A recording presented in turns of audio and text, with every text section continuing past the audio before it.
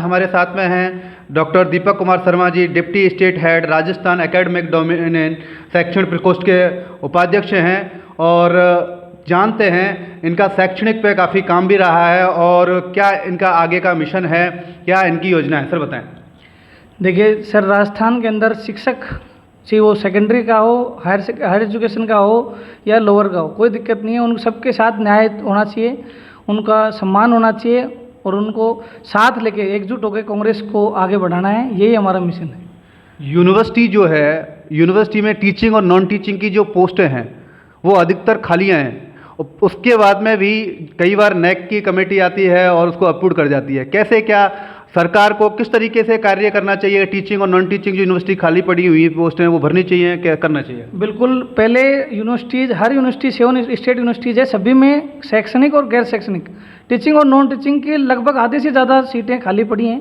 सरकार, इस पर्ची सरकार की आंखें खोलने के लिए मैं समझाना चाह रहा हूँ, कहना चाह रहा हूँ उनको कि पहले आप लोग टीचर्स की भर्ती करें, उसके बाद नेक का एक्रेडिटेशन कराएं जिससे यूनिवर्सिटी को अच्छी से अच्छी ग्रेड मिले। अब एक आपको डेटा दे रहा हूँ, राजस्थान यूनिवर्सिटी के अंदर 945 सीट में से 542 सीट खाली पड़ी हैं, उसके बावजूद भी ये नेक करा रहे हैं। तो इससे बड़ी विडंबना क्या हो सकती है? आप सोचिए, राजस्थान की हर यूनिवर्सिटी के अंदर खाली हैं सीटें, इनको भरनी चाहिए, भर नहीं रहे हैं। विजिटिंग फैकल्टी दिखा रहे हैं, बैकडोर एंट्री करा रहे हैं, आरएसएस के लोगों को फ़ायदा दिया जा रहा है। एजुकेशन पूरी बेरोजगारी पे लाके खड़ा करने के कगार पे कर दी सरकार ने। कोई रेगुलर भर्ती नहीं हो रही है, डायरेक्ट सेटिंग करो, आरएसएस मुख्यालय में जाओ, फ़ोन कराओ, सिलेक्शन पाओ। ये हालत आज राजस्थान का कर दिया इन लोगों ने। इनको कोई मतलब ही नहीं है, यूनिवर्सिटी चलाने से मतलब नहीं, इनको तो अपना प्रोपोगंडा चलाना है बस, इनको और कुछ नहीं करना है। भर्तियाँ करनी चाहिए, कोई भर्ती नहीं कर रहे हैं, सिर्फ सिस्टम के साथ खिलवाड़ हो रहा है, वहाँ बच्चों का भविष्य के साथ खिलवाड़ हो रहा है। उनके पूरी की पूरी जो भी एक साल की एक्टिविटीज़ होती है वो हो ही नहीं पा रही है वहाँ पे। पता नहीं क्या चाह रही है सरकार और क्या चाह रहे हैं वीसी, ये तो ऊपर वाला ही जाने। सर, तो जिस तरीके से आपने कहा कि पोस्ट जो भरनी चाहिए वो नहीं भरी जा रही हैं, वही स्थिति जो प्राइवेट कॉलेज जो हैं वो चलाए जा रहे हैं और वहाँ पर फैकल्टी नहीं होती है, बच्चों की जो शैक्षणिक स्थिति है वो भी खराब होती है और इस तरीके से वो सफ़र करते हैं। क्या कहेंगे? मैं तो आपसे यही कहूँगा कि निजी में भी सेम वर्क है, सेम पोजीशंस हैं, तो सेम ही उनको इंक्रीमेंट मिलना चाहिए, सेम सैलरी मिलनी चाहिए, उनको स्टेबिलिटी होनी चाहिए, उनको पीएफ, इंश्योरेंस, जो भी गवर्नमेंट में फ़ायदा होता है वो सारे का सारा फ़ायदा उनको मिलना चाहिए।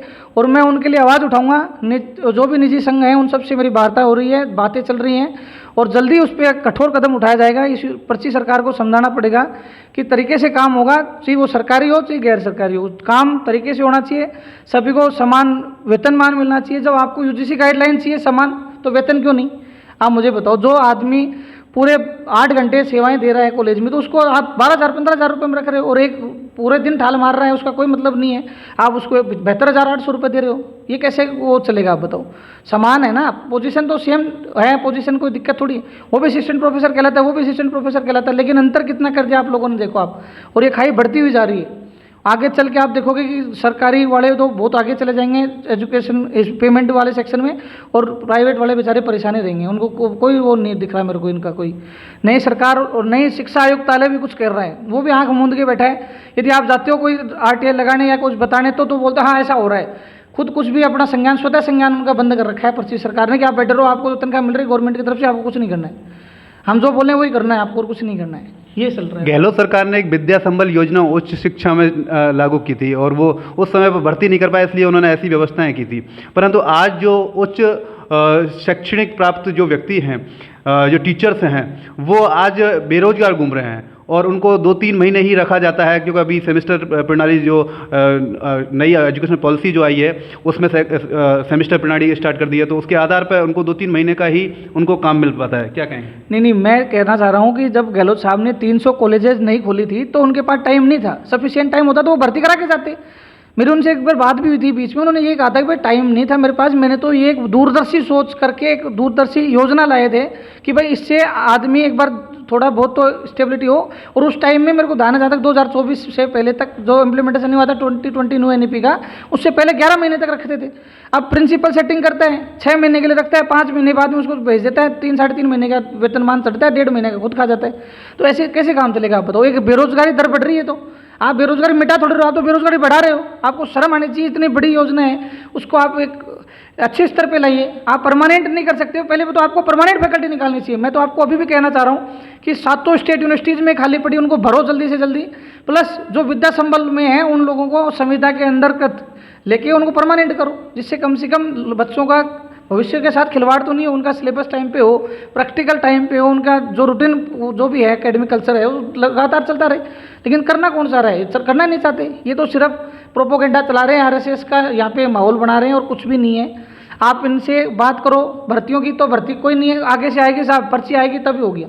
अब पर्ची कब आएगी, कौन भेजेगा, कैसे आएगी, ये तो देखो आप वही बता सकते हैं जलाल जी या उनकी सरकार के जो भी और एक बड़ा ही विडंबना की बात हो सुनो कि जो हायर एजुकेशन मिनिस्टर हैं उनको मैंने देखा था नेशनल टीवी पे, उनका इंटरव्यू हुआ था, उनसे पूछा गया था कि आपका क्या विजन है भाई, आप भर्ती क्यों नहीं निकाल रहे हो, तो उन्होंने कहा चल रहा है काम, पर्ची आएगी तभी तो होगा सारा काम। अब कब आएगी पर्ची, कितनी आएगी भाई, वो तो अब वो पर्ची वाले जाने। लेकिन मैं उनको अभी भी कहना चाह रहा हूँ और कठोर शब्दों में कहना चाह रहा हूँ, या तो जल्दी जल्दी भर्ती करा दो, वरना वो अपना ध्यान रखें। न्याय के लिए हम सड़कों पे भी आएंगे, हमें जो करना होगा हम करेंगे। ऐसा नहीं है कि भाई हम बैठ के इंटरव्यू देंगे, हम सारा काम करेंगे। लेकिन हम देख रहे हैं कि सरकार अपनी जिम्मेदारी, अपना जो भी कर्तव्य है उस पर आए और जवाबदेही तय करे कि हमें ये काम करना है। और जल्दी से जल्दी, जितनी जल्दी हो सके भर्तियाँ निकालो, भर्तियाँ करवाओ और लोगों को बेरोजगारी से मुक्ति दिलाओ। ये नहीं कि आप बेरोजगारी बढ़ाओ, ये नहीं है। ये सरकार किसी भी सरकार का नहीं होता। इस बीजेपी गवर्नमेंट सेंटर के अंदर कितनी खाली पड़ी है सीटें, नहीं भर रहे हैं, क्योंकि मोदी जी को तो पढ़ने वालों से चिढ़ है ना, वो खुद ही पढ़े नहीं है तो उनको तो चिढ़ होगी ना, सीधी सी बात है। पढ़ने वालों को आगे बढ़ाना है, लोगों का भविष्य की बात करते हैं। उन्होंने कहा 2047 में विकसित भारत बनेगा, कैसे बनेगा बताओ। यूनिवर्सिटीज़ खाली पड़ी हैं, कॉलेजेस खाली पड़ी हैं, प्राइवेट यूनिवर्सिटीज़ खाली पड़ी हैं, पढ़ लिख के कौन बनेगा बताओ मेरे को, कैसे बनेगा विकसित, कैसे चलाओगे आप आगे। आपका विजन भी तो होना चाहिए ना कुछ, कि भाई आप लोग आगे बढ़ोगे तो इस स्तर पे बढ़ोगे। पर्ची सरकार को बैठा दिया यहाँ पे, मुख्यमंत्री जी को खुद को नहीं पता कितनी यूनिवर्सिटीज़ हैं, कितनी खाली हैं, कितनी भरी हुई हैं। कम से कम उनको सोचना चाहिए, लोगों के साथ न्याय करना चाहिए। बेरोजगारी दर आज हायर एजुकेशन में सबसे ज़्यादा है सर। मैं आपको बताना चाहता हूँ कि लोअर एजुकेशन में इतनी बेरोजगारी नहीं जितनी हायर एजुकेशन के अंदर है। लोग बाग पढ़ रहे हैं, पढ़ने वाले हैं, क्योंकि इनको एक विजन मिला था भाई आप पढ़ोगे, अम्बेडकर साहब ने कहा है पढ़ोगे तो ये शेरनी का दूध है, आप दौड़ोगे। अब लोग बाग पढ़ने के लिए तैयार हैं, आगे बढ़ना चाहते हैं, लेकिन सरकार ही ऐसी आ रही है जो उनको आगे बढ़ने के बजाय उनको पीछे धकेल रही है। आप लोगों से मेरा यही नम्र निवेदन है, मीडिया बंधुओं से भी, कि आप लोग भी इसके माध्यम, अपने इस चैनल के माध्यम से आप इनको आगे करो कि भाई आप भर्ती निकालो ना। आप विद्या संबल को 6 महीने कर दिए, 11 महीने से 5 महीने पे ला दिए। सेंट्रलाइज प्रोसीजर करो। एक बार कोई आदमी लगा हुआ है, एक साथ सारे विद्या संबल के फॉर्म निकालो, पूरे राजस्थान का एक साथ होना चाहिए और उनका डाटा यहाँ डायरेक्टरेट में होना चाहिए। कई जगह तो ऐसा सुना मैंने बताया कि बंदा जाता ही नहीं है वहाँ पे, पोस्टिंग है उसकी, तनख्वाह उठा रहे हो। बच्चों का कैसा भविष्य होगा आप बताओ मेरे को एक बात। भाई आप लगे हो तो आप कम से कम काम भी तो करना चाहिए ना आपको, उसके अकॉर्डिंग। आपको पेमेंट मिल रहा है तो पेमेंट के अनुसार काम भी करना चाहिए, लेकिन जवाबदेही नहीं है किसी की। अब आपको बताऊं मैं कि सुनने में आया बताया कि अभी 180 या 200 भवनों का लोकार्पण हो चुका है जो नई गवर्नमेंट कॉलेज खुली है। तो उनके अंदर आप एक एक सीट भी चलाओ तो 200 सीटें हर सब्जेक्ट में हैं। निकालते क्यों नहीं है लोग? कब निकालेंगे भर्ती, कब कराएंगे? जो मेरे केमिस्ट्री के अंदर फर्स्ट ग्रेड में 36 सीट आई हैं, आप बताओ 36 सीट खाली है पूरे राजस्थान में, 36 ओनली, टोटल नंबर बता रहा हूँ आपको, 36 सीटें। अब कैसे आप बताओ केमिस्ट्री के लोग कहाँ जाएंगे, कैसे लगेंगे नौकरी? वो उन लोगों का भी तो सपना है गवर्नमेंट में आने का, हर किसी का सपना होता है गवर्नमेंट में आने का, उनका कैसा सपना साकार होगा बताओ? लेकिन सरकार की आँख ही नहीं खुल रही है। भर्तियों पे भर्तियाँ धांधली चल रही हैं। अभी आज के पेपर में आया, शिक्षा परिषद की कोई वो थी, वोकेशनल टीचर्स की भर्ती को कैंसिल कर दिया उन्होंने, अनुबंध पे लगाना था जिनको, कल तो उनको ज्वाइनिंग लेटर मिला, आज उनको हटा दिया। अब बताओ ऐसे कैसे काम चलेगा इस सरकार का? सरकार सोई हुई है बिल्कुल, कोई उनको जगाने वाला चाहिए। उनकी चीर निद्रा में सोई हुई सरकार को दोबारा मैं कहना चाह रहा हूँ कि एक बार आप इन लोगों को रोजगार के अवसर प्रदान करें, ज़्यादा से ज़्यादा भर्तियाँ निकालें, जिससे ज़्यादा से ज़्यादा लोग जो गवर्नमेंट में आए और गवर्नमेंट आगे बढ़े और ये लोगों की बेरोजगारी दर कम हो। मोदी जी का जो सपना है विकसित भारत 2047 का, तो क्या बिना शिक्षा के वो साकार हो पाएगा? सवाल ही नहीं उठता। शिक्षा के बिना तो आप कुछ कर ही नहीं सकते सर। सबसे पहले प्राइमरी एजुकेशन हो चाहे हायर एजुकेशन हो, आदमी को पढ़ना ही पड़ेगा तो ही वो आगे जाएगा। विदाउट अनपढ़ लोग कहाँ तक पढ़ पाएंगे आप बताओ मेरे को, उनको कहाँ तक सोच पाएंगे वो लोग आप बताओ। अब इन्होंने हमारे गहलोत साहब ने इंग्लिश मीडियम स्कूल्स खोली थी, बहुत ही अच्छा उनका पहल थी कि जो भी गरीब लोग थे या गरीब तबका था वो लोग हायर इसमें इंग्लिश मीडियम में पैसे ज़्यादा नहीं दे सकते थे, वो लोग स्कूल में जाके पढ़ने की लालसा थी उनकी और पढ़े भी हैं। लेकिन इस सरकार ने आते उनको बंद कर दिया। शिक्षा मंत्री जी बोलते हैं ऐसे कोई वो चल सकते हैं क्या इंग्लिश मीडियम, क्यों नहीं चल सकते? आप उनसे पूछना चाहिए क्यों नहीं चलना चाहिए। जो गहलोत साहब चला गए तो आपको ज़्यादा बड़े शिक्षा मंत्री हो गया, आपको भी तो उस प्रोसीजर को फॉलो करना चाहिए। आप हायर आपने हटा दिए, अब वो लोग कहाँ जाएंगे आप बताओ? जो जिनको रिक्रूट किया गया था वो लोग तो बेरोजगार हो गए ना, अब इनको उनके लिए भी रास्ता खोलना चाहिए, लेकिन कोई कहने वाला ही नहीं है। अब बताओ अब क्या कर सकते हैं? इसने मतलब चीर निद्रा सरकार मैंने मेरी ज़िंदगी में कभी नहीं देखी। इस पर्ची सरकार से मेरे यही निवेदन है कि वो ज़्यादा से ज़्यादा भर्ती निकालें, लोगों को नौकरियाँ दें, जिससे लोगों का सपना साकार और उनकी ज़िंदगी सुधरी, उनके स्टैंडर्ड ऑफ लिविंग ऊपर हो और वो इसमें जन जागृति में आए और लोगों की मूल धारा में जुड़े हों। एनपीएस और ओपीएस पे जो विवाद चल रहा है बहुत लंबे समय से, वो अभी तक पूर्ण रूप से उस पर कोई निदान नहीं हुआ है कि इस पर किस तरीके से क्या चीज़ें होंगी।